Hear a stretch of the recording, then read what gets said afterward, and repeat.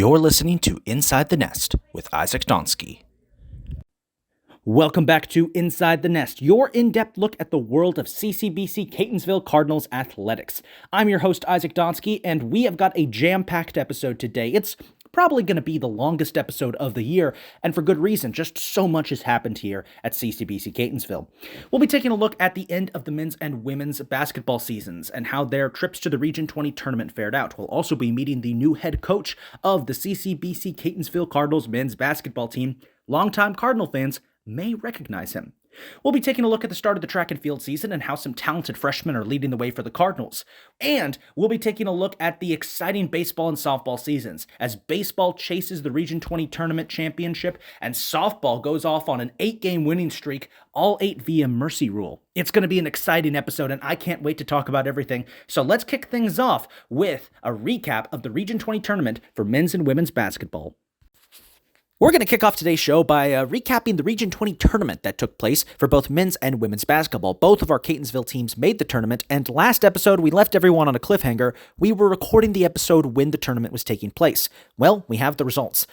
The men went up against Howard Community College, and although they fought fiercely and even led at certain points in the first half, ultimately they would fall 90-74. It was a good fight for this roller coaster ride of a season, but unfortunately they weren't able to get the job done. So it goes sometimes, but the men, there's brighter things coming in the future. We'll get to that in a second.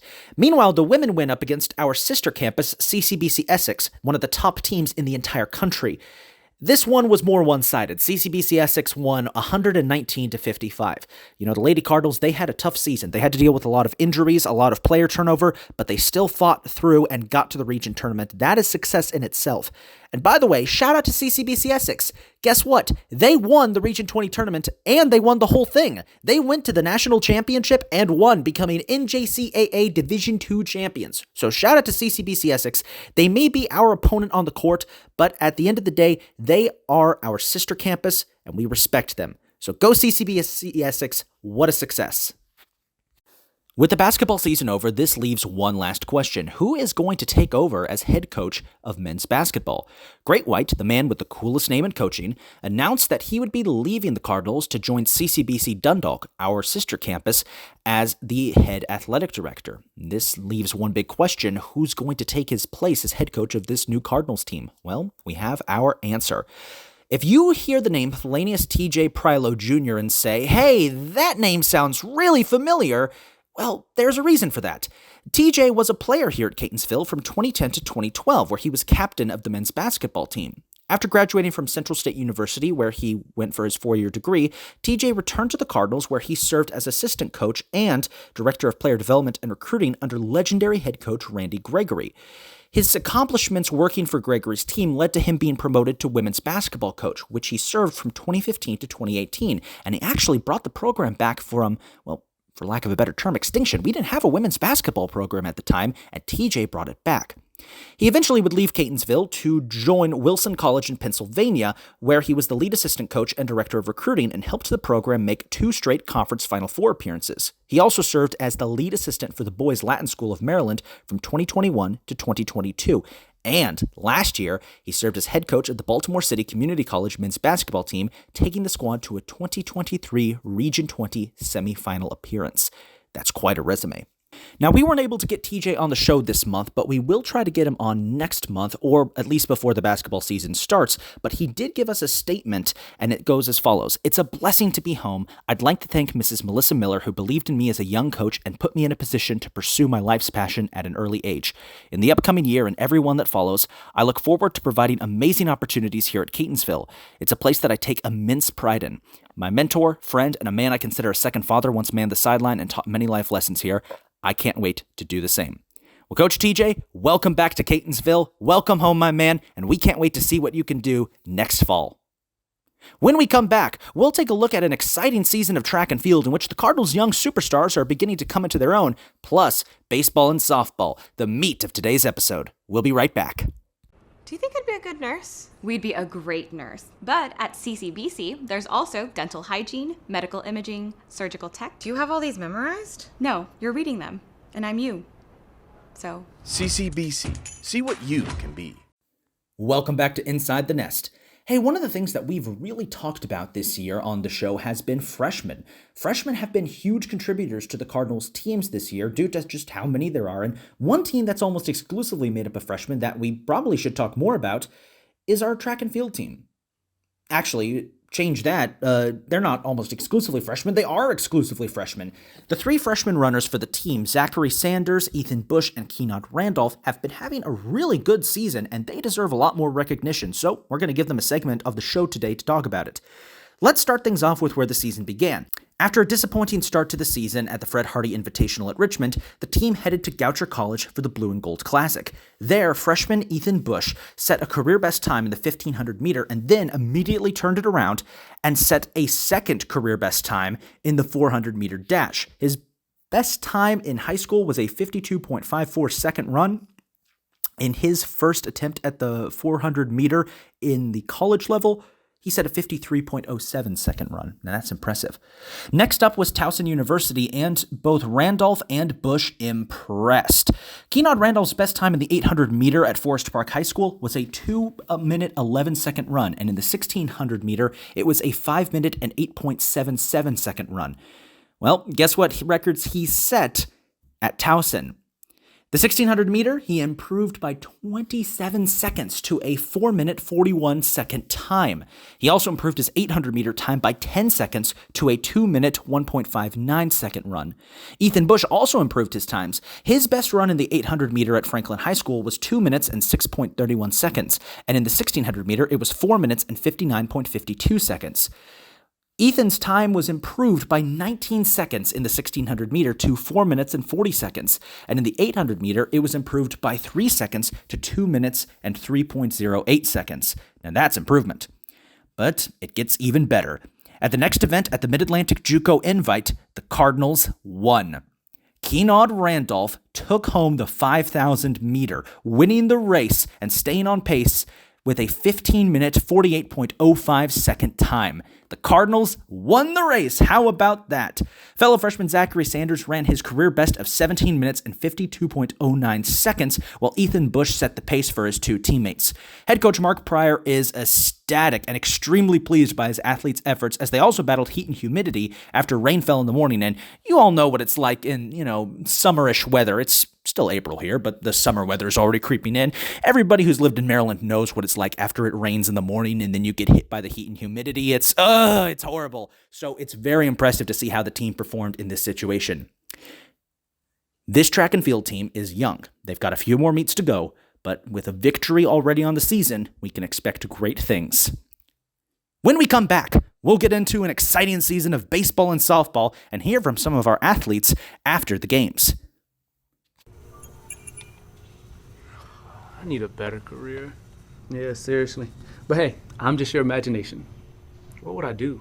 Get out in the field. Do something in the trades. Maybe an electrician. No, let's work with our hands. The money's great as an auto tech. Why has nobody brought up teaching? We would be an amazing teacher. Except teachers don't dress like that. With more than 280 programs and certifications, CCBC can help your most ambitious dreams take shape. Welcome back to Inside the Nest. When we last left off talking about Catonsville baseball, sophomore outfielder Caleb Bailey had smashed a home run over the right field fence to give the Cardinals an opening day win over Lakeland Community College. Since then, the Cardinals have had a handful of goals: get back to the region tournament, beat Frederick, and most importantly, claim what is rightfully theirs. So how have they done? Well, March was cold for the Cardinals. Not on the field. They were nice and hot out there. They were scoring left and right. The problem was it was freezing cold. We had to have space heaters brought into the broadcast booth. In terms of their actual on-field play, the Cardinals opened up March against sister school CCBC Dundalk. Game 1 had to be ended early due to darkness, but that didn't matter. The Cardinals were ahead 9-2. Game 2 was more tightly contested, but the Cardinals did get the win 9-6. The next series against Cayuga, we're going to skip that one. The Cardinals didn't play well, and it showed. They were swept. But they rebounded by dominating Orange County.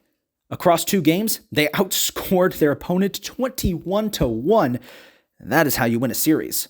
The next game against Yukon Avery Point was a tough loss, but the Cardinals would rebound by beating Erie Community College. Game 1, they won in extras 9-8, while Game 2, they dominated 14-6.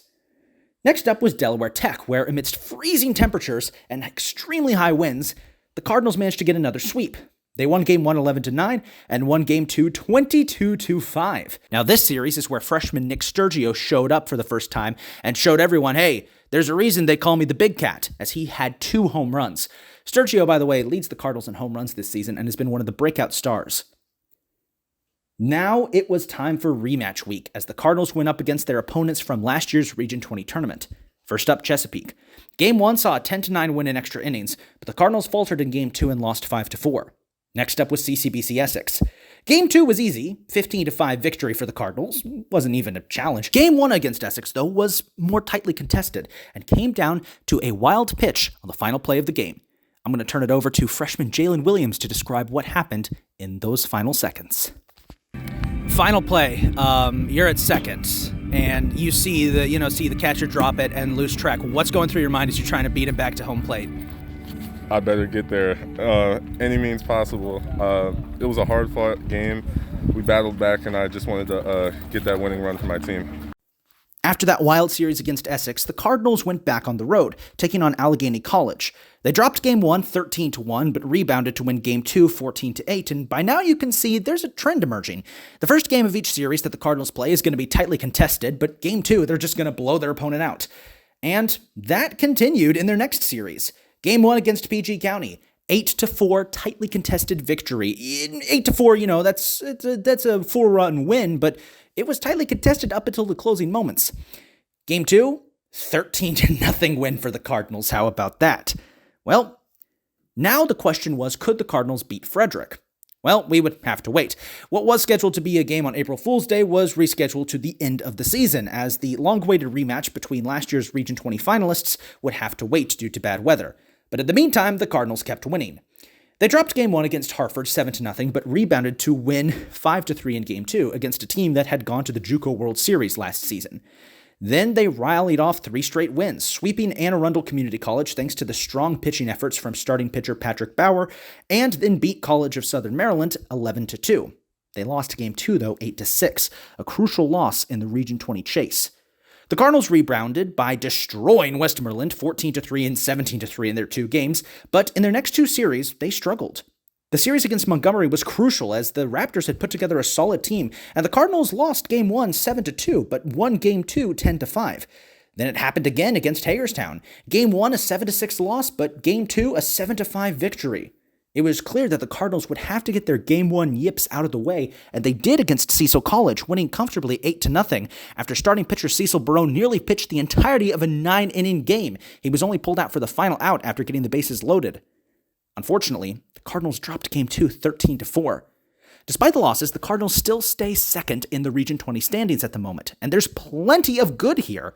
We talked to Jalen Williams early, but did you know he leads the Cardinals in hits with over 50?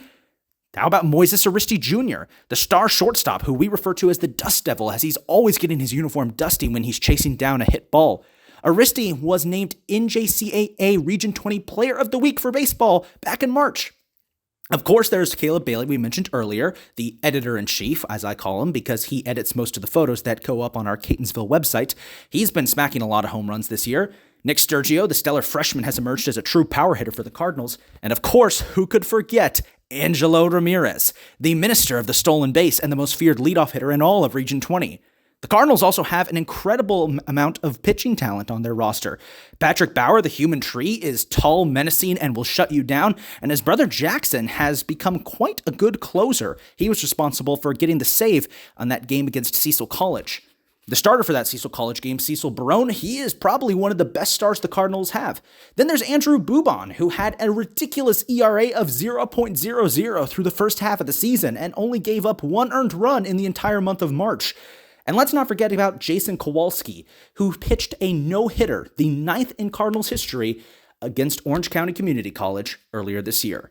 This Cardinals team is brimming with talent, and if they can just get a couple of the kinks straightened out, they should make a deep run in this year's Region 20 title. When we come back, we'll talk about softball and let the ladies of softball kind of describe the season themselves. You know how we're always like, I can't go back to school because I have bills. Well, CCBC has apprenticeship programs in the trades, so we could earn while we learn. And if we were an electrician, we could fix that. CCBC. See what you can be. Welcome back to Inside the Nest. Last month, we debuted a new segment called On Location, where I go out to someplace on campus and do an on-location report. And we decided to combine that with this month's edition of The Interview, and let the lovely ladies of softball tell the story of how their season has gone so far. So, let's get into it. Softball season kicked off with a road trip down to the Carolinas. The Cardinals dropped their season opener against Florence Darlington Technical College 8-6, but rebounded with a 6-5 win over Patrick Henry Community College. They did lose Game 2 of the series, though. The Cardinals would then beat Corning Community College 11-9, but would fall to Lewisburg College 11-0. Their first actual series of the season, a doubleheader, saw them lose Game 1 to Surrey Community College 4-1, but rebound to beat Surrey 8-6 in Game 2. The Cardinals returned home for their home opener against Brookdale Community College, and what a surprise, they won 6-1 in Game 1 and 6-5 in Game 2. But both of those games had a very unique feature, and that was that it was freezing. The temperature was well below 45 degrees, and combined with wind chill and massive gusts of dust getting blown up from the infield, it was like playing softball on a sci-fi planet. I'll let Abby Hagee, the center fielder for the Cardinals, describe it herself. Oh, it's actually not that bad when you're moving around and the adrenaline's pumping. The only time it really gets cold is when you're in the dugout for a little bit and then go out. We just jump a few times and hand warmers, wearing jackets in here. It's pretty nice. Yeah, I'm not believing that one, Abby. You can convince your teammates, but no, I watched that game. I was there. That's the coldest I've ever been, and if I'm shivering, you guys were shivering, so we're just gonna leave it at that. Anyway, next up for the Cardinals was Rowan College of South Jersey, another home series, which unfortunately, they were unable to come away with a win, losing both games. But the Cardinals would rebound. Their next series against Montgomery saw them win 5-4 in Game 1 and 13-1 in Game 2. And by this point, the Cardinals starting to look pretty good. They're starting to reel off some wins. But the next series against WV Potomac State, the top team in Region 20, doesn't go well. The Cardinals get swept, and then they lose Game 1 against Hartford. Something needs to happen to turn the season around, and that something is Tori Batch. The third baseman for the Cardinals makes easily the play of the year when she tips a line drive with her glove into the air, and for a split second, everyone thinks it's going to hit the dirt. Harvard's going to get another run. They're going to extend their lead. Nope. In comes shortstop Morgan Gross, who makes the play and gets the catch and the out. How'd you do it, Tori? At that moment, I was like, oh gosh, I hope I didn't mess it up. And then I see her behind me, and I'm just like, this is my team. This is what a team is about, having each other's backs and supporting each other through everything. Unfortunately for the Cardinals, any momentum from Tori Batch's circus play died out, as the next series against Chesapeake saw the Cardinals get swept. With that loss, this suddenly meant that the Cardinals were now way down the order in the Region 20 standings. And seeing as this team is hosting the Region 20 tournament, that wasn't a good look. The Cardinals just couldn't get any momentum going, and they couldn't sustain anything. Anytime they won a series or won a game, they would lose the next one. They just couldn't find any stability. Something had to change. That something was spring break. Over the spring break, the Cardinals erupted. The team transformed into a completely different beast. It began against Christendom College. A 19-0 win was followed by a 25-1 win. Then they did the same against Garrett, winning 21-0 and 15-1. The next series against Hagerstown saw the Cardinals win both games 9-1, and in one of those games, freshman second baseman Katie Weaver decided, fine, I'll just do it myself. After making a diving catch, mid-air catch I should add, in the second inning of Game 2, she hit an inside-the-park home run. I'll let her describe the game herself. What's going through your mind? Did you think it was going to be a home run when you first hit it? I did not. I thought she caught it. I'm not even going to lie to you. But they kept telling me to run, and then I found myself at home plate, so it was great.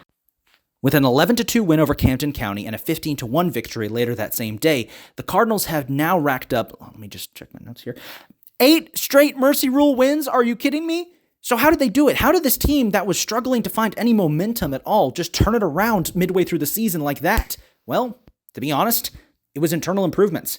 Starting pitcher Kaylee Rochelle has thrown over 100 strikeouts so far, and it's climbing. She just got really good and started shutting down her opponents. The team's bats came alive. Felicity Voss has blossomed into an excellent leadoff hitter. Morgan Gross has become an excellent fielder. Abby Hagee and Tori Batch are going back and forth to see who can hit the most home runs, and Mackenzie Brooks is smashing balls left and right. And even the back half of the lineup is doing great things. We already talked about Katie Weaver's ridiculous game against Hagerstown, but how about Maddie Brack, who had an excellent game against Garrett, where she came off the bench and smacked a home run? There's Alex Alladin, who hasn't made a lot of appearances this year, but when she does, she has the best batting average on the team. And don't forget designated player Madeline Golt, who's also been contributing to the team, coming out of her shell during the spring break road trip. The Cardinals were firing on all cylinders. Next up was Delaware Tech. Game 1, Cardinals got brought back to earth. 10-0 loss. It was expected. Delaware Tech historically has bullied Catonsville, and they are a different region, so it doesn't really affect the region standings. But in Game 2, the Cardinals almost won, losing 4-3 when Delaware Tech walked it off. The fact that they went up against the Region 19 champions and nearly beat them says a lot about this team. The next series was against the College of Southern Maryland, and guess what happened? For the 10th time in the last 12 games, the Cardinals won both of their games by mercy rule, winning 12-4 and 13-5. That Game 2 win, by the way, they were trailing 5-3 entering the 4th inning when they suddenly racked off 10 consecutive runs. Yeah, this Cardinals team is for real. The best way to put it is how Mac Brooks put it after that Game 2 victory over Southern Maryland. Considering that this is my 3rd year and the first 2 years were, a little shaky, coming into this year with a bunch of softball players and hardworking girls, it's a lot of help and it's great. It's phenomenal. Now, it's a team. It's we. And without all of us cheering and being competitive, this is why we're mercy ruling a lot of teams, because we're doing it all together. The Cardinals have won 10 of their last 12 games by mercy rule and now sit 3rd in the Region 20 standings. They host the Region 20 tournament at year's end, and it looks like they could be in line to escape the dreaded play-in games. When we come back, we'll wrap up today's episode. Choosing a career is harder than I thought. What's so hard about choosing to be a nurse? Saving lives. Or protecting the world from cyber threats. In sweats, tech is the future. Yeah, but business is everything, and everything is business. That's deep. Did we just think of that? With more than 280 programs and certifications, CCBC can help your most ambitious dreams take shape. That's going to do it for this month's edition of Inside the Nest. I want to thank everybody for their patience in this episode coming out. I know it took a little longer than usual. With that being said, this is Isaac Donsky signing off. You can see individual episodes of this podcast on our website. Full-length episodes can be found on YouTube. You've been listening to Inside the Nest, your in-depth look at the world of CCBC Catonsville athletics.